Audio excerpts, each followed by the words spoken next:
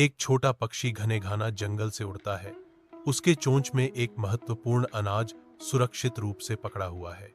सूर्य की रोशनी हरी भरी हरियाली पर पड़ती है।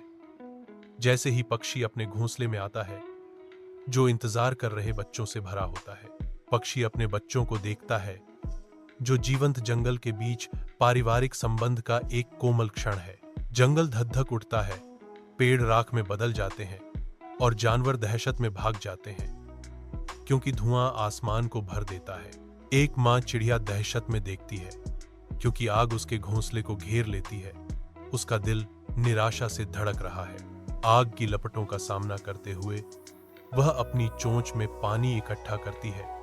भड़कती आग के खिलाफ एक छोटा सा अवज्ञा का कार्य, जबकि अन्य जानवर चिल्लाते हैं, तुम्हारी छोटी सी चोंच आग कब बुझाएगी? जंगल के दिल में चिड़िया अथक रूप से बनी रहती है। काले बादल छा जाते हैं और मूसलाधार बारिश होती है, जो भयंकर आग को बुझा देती है और चिड़िया के बच्चों को राहत दिलाती है। गहरी कृतज्ञता के साथ चिड़िया धन्यवाद अर्पित करती है, क्योंकि जंगल के निवासी उसकी अटूट साहस पर आश्चर्यचकित होते हैं।